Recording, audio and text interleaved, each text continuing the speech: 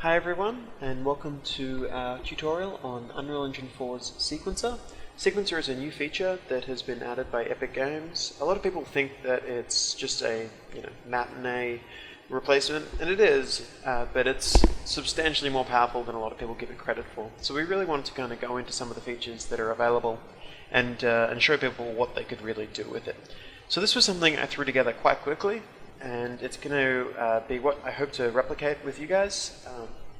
It's covering camera work, sequence recording, so you can capture what actors are doing, as well as slow-mo tracks and fade tracks. Oh, and audio. So here's what we intend on making.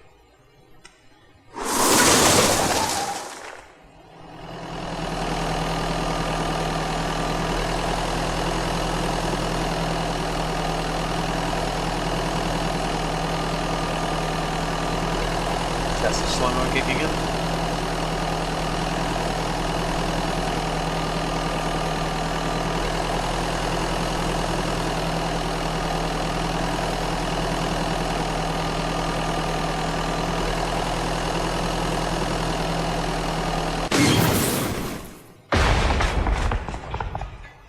So that's what we'll be making, and to begin with, I'm going to need everyone to set up a simple little feature, and we can get going from there.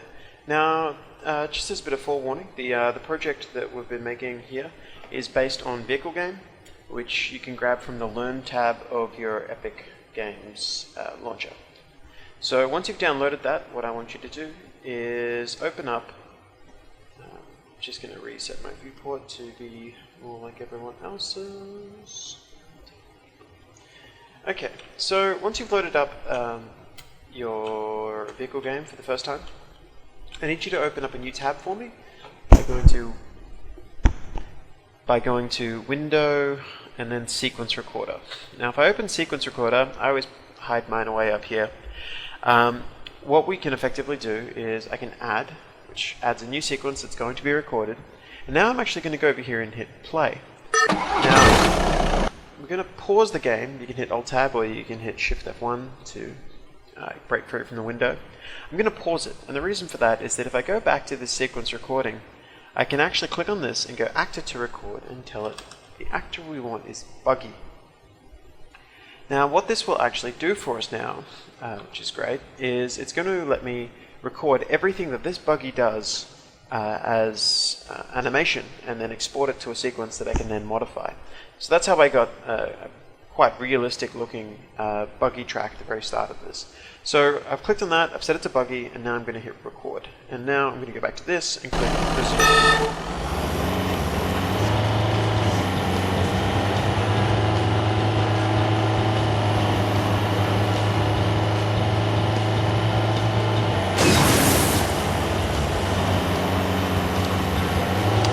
It's probably a good idea to cut the corner a bit, make it look kind of cool.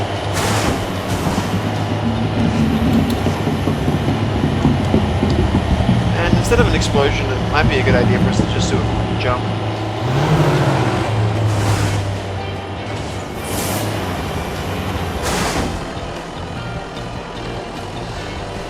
Now that was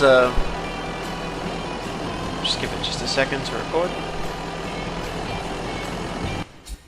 Now that was a first pass, and upon doing it, you'll see that I'm going to end up with a recording sequence it's going to give you a message in the bottom corner. You can actually find this in your content browser. So it'll export to content sequences, and then if I go into here, you can see that the most recent one was sequence 2. Now I'm going to record this a couple of times and get something that looks good. Feel free to do the same until you get something that looks kind of cool. When you've got something you're happy with, go on with the next steps.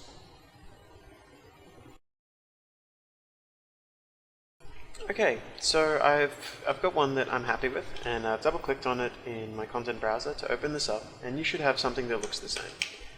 And what this will give you is a little folder down here that says MISC, that if I open up, you can see that we've got various things selected, and if I was to actually drag on the slider, you can see that my vehicle is moving through the world like it would if this was actually playing. So I'm going to hit spacebar to play. I'm just going to scrub across a bit, and you can see what my vehicle does. Kind of just takes off, And it's going to make its way around the map as the timeline goes. And, I can expand this further and see exactly what's going on. You can see it's creating various particle systems and playing them. As well as that, it's just changing the location of the item and animating it in various ways. And it does a pretty good job of capturing all the information that we intended. Now mine has this cool crash at the end, but you can do whatever you want. If you want to go for a jump, you could do that. In my case, I kind of have a tumble, at which point I'm going to have a cut to black. So let's actually get started with this. Now you've got your MISC folder, but given that we're doing some camera work, the obvious first place to start is going to be to scrub this all the way back to, you can use plus and minus as well to change it, or you can grab this down here to change the zoom. But I'm going to go all the way back to the start of my animation, at about here. And of course what we're going to need to do is add a camera. So I'm going to have my initial chase camera starting back here. And the nicest way to do that is I'm going to click on this button here, which creates a new camera as the current camera cut, and actually adds an actor to the world with where you're currently set. And this is a really, really useful feature because it also does something else, and that is that it's selected this and locked it to the viewport. So if I was to play forward, we can see that this is just looking at it from this perspective. But what I want you to do is click on here, and I want you to actually go to Auto Key Animated. And the reason I want you to do this is I'm actually going to drag forward, and what I'm going to do is at this point in the timeline, I'm going to move my camera forward to about here. Okay. And wait, I need to have the initial animation. My mistake. So sorry about that. So I want you to scrub back to here, get it into its initial position, and I want you to go to transform, just hit enter, and then moving this forward to a better time. Let's go forward and hit go. Now when I released right click, you can see that this has actually gone ahead and automatically added a key. Why is this good? Well, if I scrub back, we can now see that it's actually going to animate between those 2 points. I didn't even have to hit enter or anything. If I wanted to, I could add keyframes along the way and tweak them. But because we have auto keying enabled, this is a really good way to really quickly just add a couple of camera tracks. So now that we've got that going on, let's go a bit further. So with this, again, that's checked. I'm going to go through and I'm going to say, you know what, this point in the video, we don't want the camera to be looking in that direction. So I'm going to hold down right click again. And while holding right click, I'm going to say this needs to be sitting about here. Now one thing I want to make sure that I point out here is that at any stage you can click on these and hit delete. This camera, you're going to scrub a few times the first time you do it. This camera, this first one, is going to be kind of a chase camera, so I'm going to have this sitting pretty low to the ground for the most part and kind of coming in behind the vehicle. I'm actually going to get rid of this keyframe now so we can kind of work on this to get a bit better. So all I need to do from here is basically make sure this is locked in, and at certain points just have this in the correct location, something that feels kind of nice. So again, all I'm doing is using right click to kind of move around. And you can do it manually. If you disable auto keying, you can drag your camera around and hit enter to add keyframes. But I find this to be a lot quicker. So we start off. Also keep in mind that every time I scrub back to before the video starts, it's going to lose the camera track. So that's what you're seeing with that. So this comes through, you can see that it's coming over. I'm actually going to, at about this point, make sure that this camera is sitting very low to the ground, looking at it like this. Oops. So now with that going on, you can see at this midpoint, we don't actually want to jump as far forward as we have. So I'm going to pull back. Now this is because I have cubic interpolation turned on. If you right click on a keyframe, you can actually set how it blends between these spaces. Some people like to disable it. I prefer to keep it on and then just hand keyframe the in-between scenes. So to do that, you can just right click here and set the interpolation. Try a few different methods. This basically has easing in and easing out, while this is linear, so that just goes straight to it. Yeah, there we go, so that's there. This kind of comes in. And again, I want to pull this back. but still sit pretty close.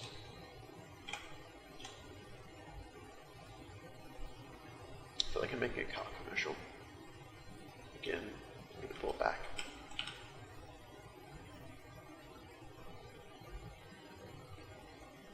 The reason I kind of prefer doing it this way is because it's got a lot of issues with it, to be honest, which is nice because it makes it just look a lot more realistic. So I'm going to pull this forward again, and at this point we're going to sit back at about here. I'm going to ease off one of the bit. So that should give me this nice pan around the vehicle. And track it just a little bit. I'm going to rotate to here. So you can see that was a nice tracking shot. Again, I'm just going to keep following the vehicle.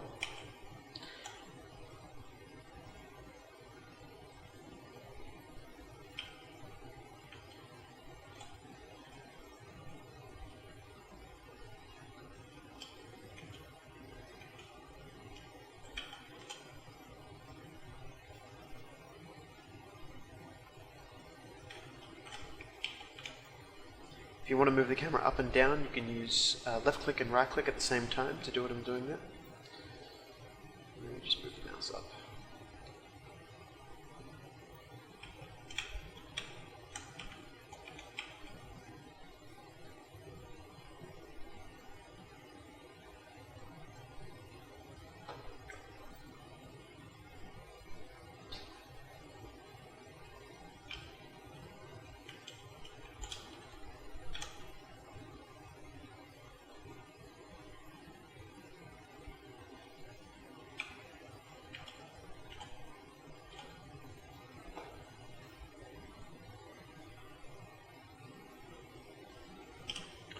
Because this kind of does that cool skid here, I'm actually going to drop this out a bit.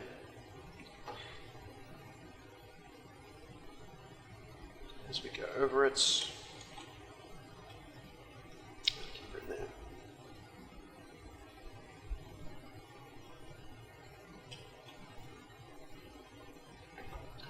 Now we end up with it kind of coming around, spinning past. It's going to kick off some cool dust effects as it does that. Now again, I do find it easier to just kind of get the camera to where you want and then work out the interpolation points in between to kind of get your blends a bit nicer.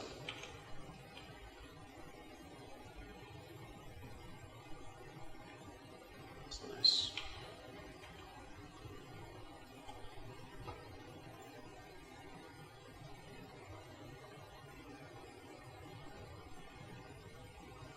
I actually almost like this getting a bit close. It feels kind of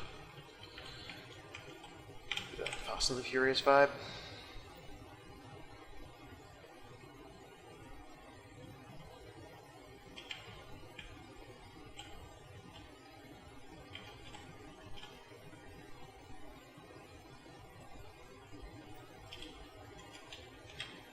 And here's some cool stuff as well. I mean, again, we can kind of do some cool shots if we wanted to. Like, we could make sure that we're here for this. Actually, I'm going to keep this as a chase cam, but maybe on the other camera I might actually do some cool shots from like through the buildings and stuff like that, kind of blowing past.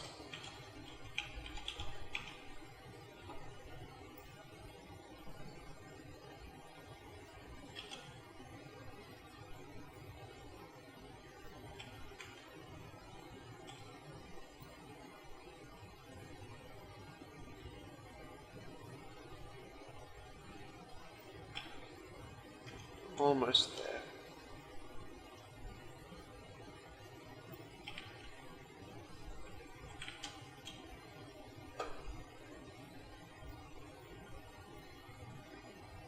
As it comes around the corner, I wreck myself.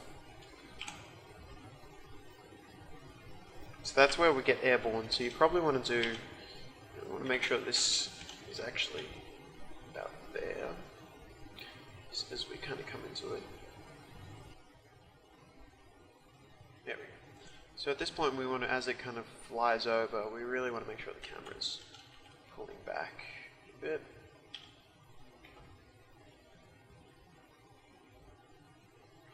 Actually want to have this hit the camera as well, so I'm going to pull this to here. And this is where we're going to do our cut to black. Except this would probably look better if it was further back. Just going to use this as a reference point for a second.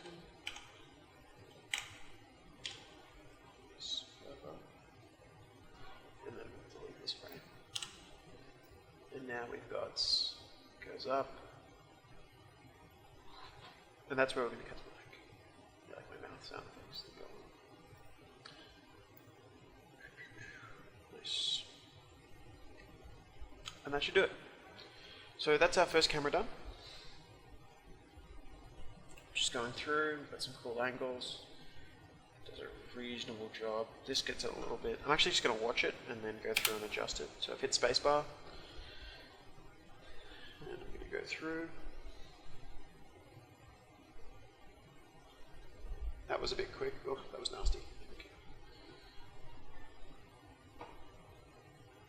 One of the issues with focusing this as a frame-by-frame basis is that sometimes you just interpolate things way too quickly. So I'm just going to straight up get rid of some keyframes. That looks nicer. Okay, and this one was also a bit quick.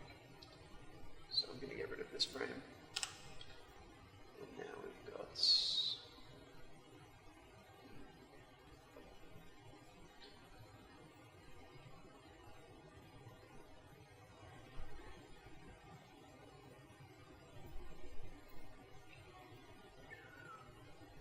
So as we come around here, I'm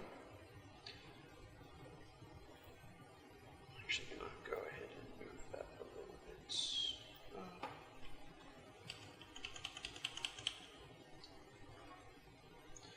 I kind of just want this, if this was lower, that would probably solve all of my issues. Cool. So now we can hit, there we go. Now it stays in shot. And how does it play? Looks a bit silly, but I think when we have the other camera in there, we can decide whether that really needs to be cleaned up that much. So again, this comes through, we get some kind of the buildings whizzing by.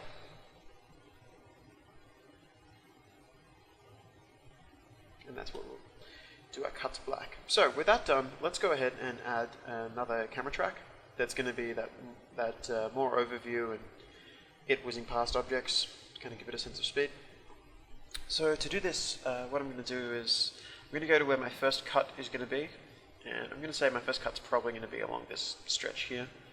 I'm going to go ahead and call it this. Yeah, that's good enough. So with that in mind, I'm going to create a new camera, at which point you'll see that it's added it to the my scene. And that's Cine Camera Actor 10.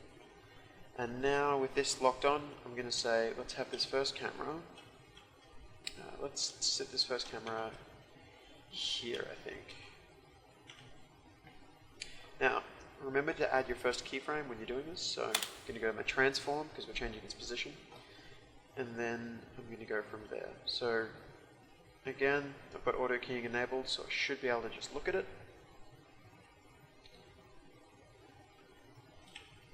And this is going to be, again, like more of this overview kind of shots. It's nice when objects are whizzing past. So I'm going to try and actually have it lining up with stuff like this.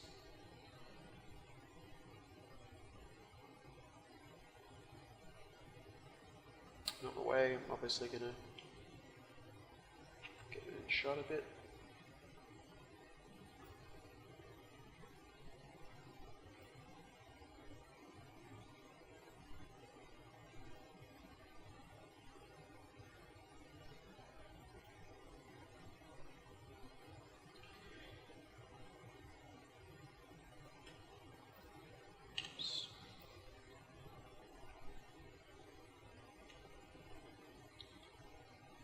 Kind of nice, but we want this to carry off here to the right as it shoots past. So kind of like this. And then as it's kind of going past all the other scenery, we really want to be able to, oh, that actually looks really big, very. I really want to make sure that as it gets around here, it's popping out again. Got that happening.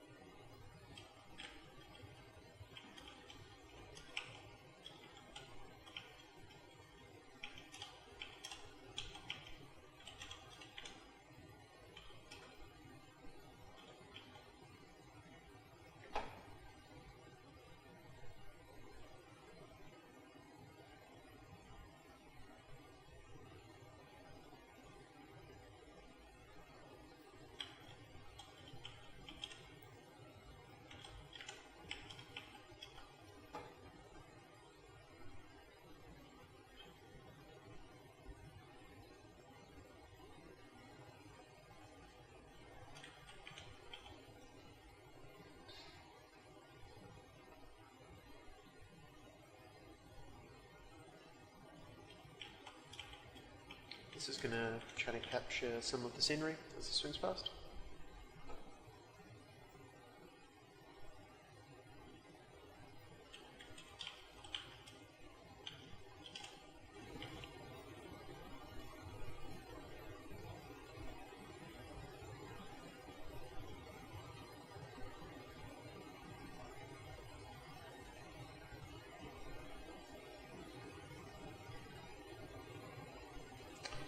Looks good with it swinging around.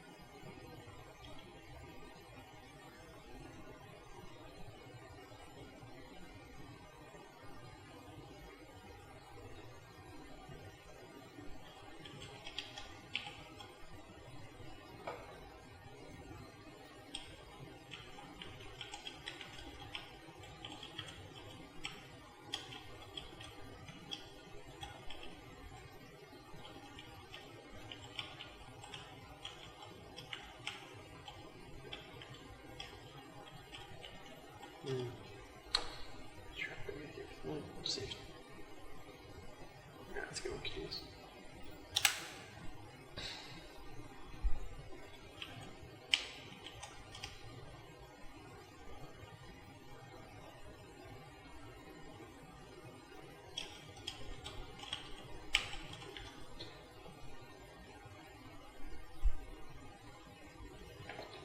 Start there, and then we're going to lower it down.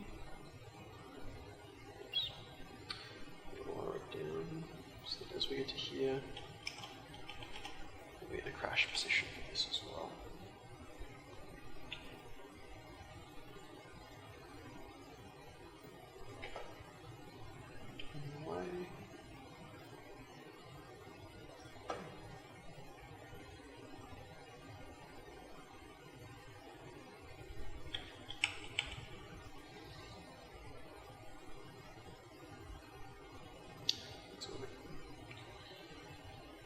Black there as well. So now we've got two camera tracks set up, and we are now able to just flick between these and do as we want with so this here was the overhead cam, and this here was my chase cam, and if I flick between them, what I'm going to do is, so you see this button here, it says lock viewport to camera cuts. I'm going to click this one, and this will now actually lock my viewport to the cuts as they take place on the, what do you call it, on the actor itself. So I'll show you what I mean by this. I'm actually going to rename it up here as well, chase cam, and you are going to be called overhead cam, so I'm doing that in the items details. So camera cuts, I've got this selected, and I want my initial camera to not be the overhead cam. I actually want my initial camera to be the chase cam.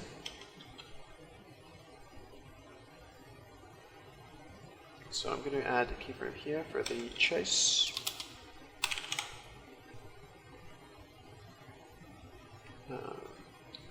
Get this, and I'm going to, for the time being, delete that and then drag this back until we start with this chase cam. So we start off with this, I'm going to kick forward, and at about this point we're going to switch cameras. So I'm going to hit plus, and we're going to set this to be overhead cam. You can now see that we switch. And basically just going to do this for the entire project from this point on. So I'm just getting my zoom level right, so it's a bit nicer. So I think that's an alright perspective. cut over to the other camera at this point. Chase. It'd almost be good timing that cut as the obstacle slides past. So I'm going to grab this, I'm going to move this to here. Now see that, probably what that as it kind of comes in, so up there. Just make this a little more precise.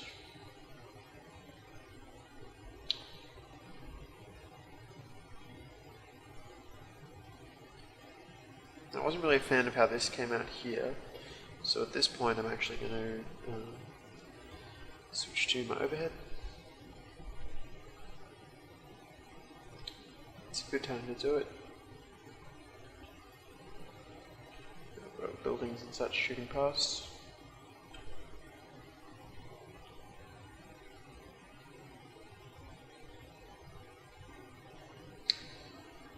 And I think I'm going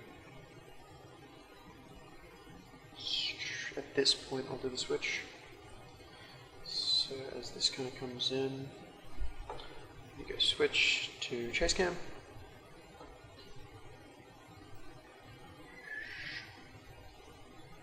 Then we get this. Cool. So if I go back and play that from the start.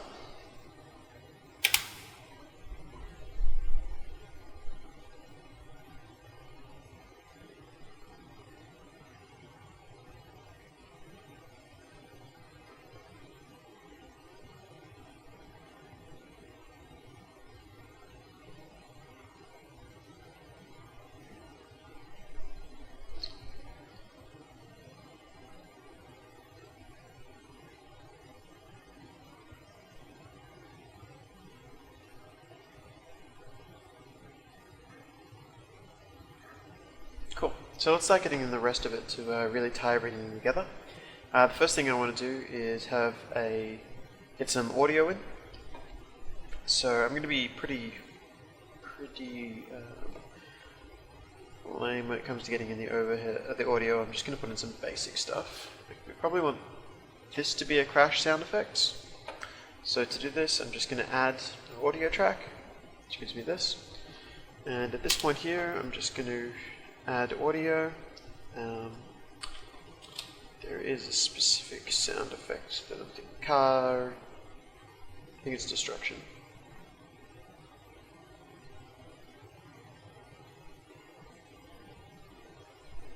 Just quickly check. There's car destruction, which is it. I think that's it actually blowing up. Obstacle generic. That's the one I want. So this first one is going to be like a bump. And then this next part is going to be an explosion there. So at this one I'm going to again go add, and this is called destruction. Oops. This point's destruction. I'm going to add a Q.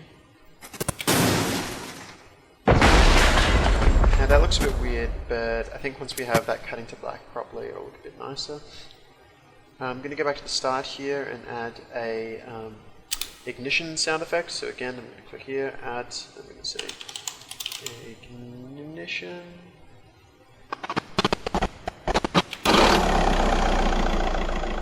So that now kicks in there.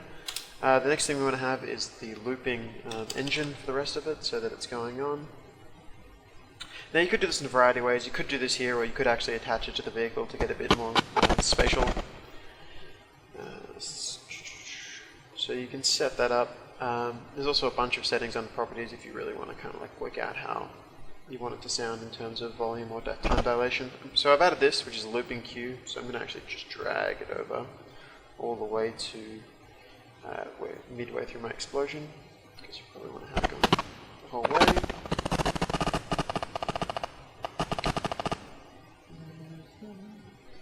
Okay, so that's good enough for the time being. The thing I want to do as well before I preview is at this point here, I want to make sure that I'm adding in a cut to black. So we're going to go fade track. So a fade track is very similar to any of the other tracks, except it just has one value, which makes it way easier to handle. That is this fade amount. So fade of 0 means it is 0% faded, whereas a fade of 100 means that it completely has faded. Oops. So I've set that to a value of 1. If I watch this, you can now see that it kind of cuts in. It probably does a bit too much of a fade there. I actually probably want it to really just jump to being faded, so it's going to go. There we go. If we want to be particularly fancy, we can even add a fade in at the very start, which I'll do. So I'm going to add a fade value here of, let's just zoom into that exact spot so I can see it.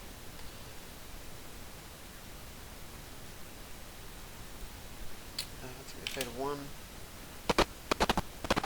So now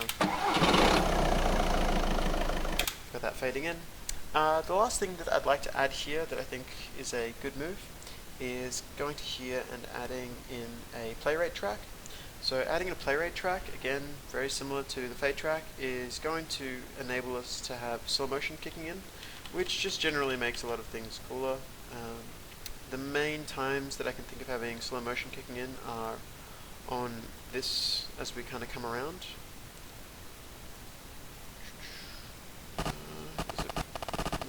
Let's just get it on the explosion at the end. It's probably a bit better. So at this point here, we're going to kick it into slow-mo, I think. I'm going to go to my play rate, which is currently set to 1, but I want to set it to about 0.1-ish. That is this.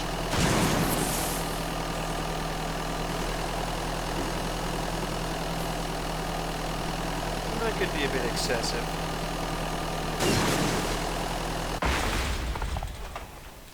So we probably want this to slow-mo for a second, then ramp back up to full speed. So at this point, I'm going to set it back to 1.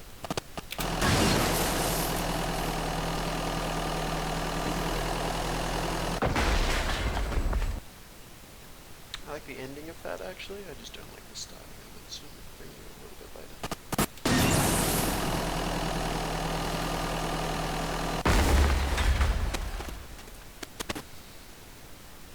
Spots we could potentially do it, but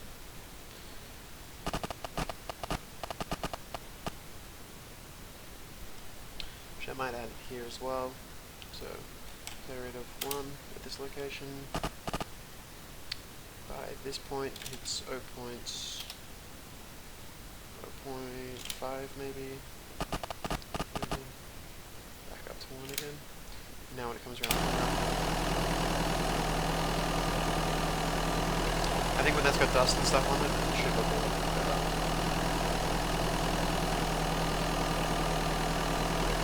Cool.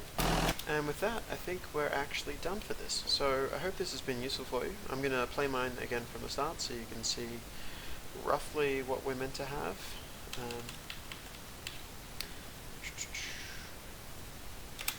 Oh, and don't forget, if you do want to preview it, it's a good idea to put in game view so that it's it doesn't have all of the actors being rendered on screen.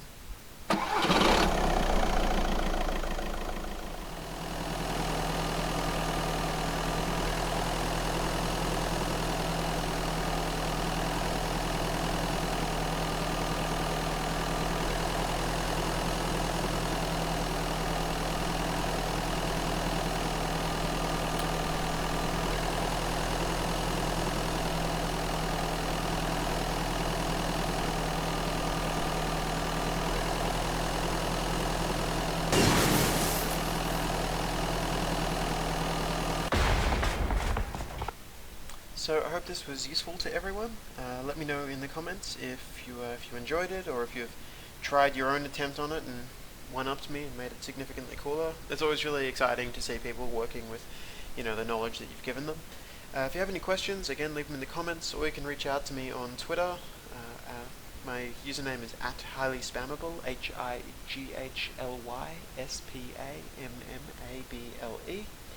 or the company one for pub games, which is @PubGamesAU. If you can follow either of those, it would be great.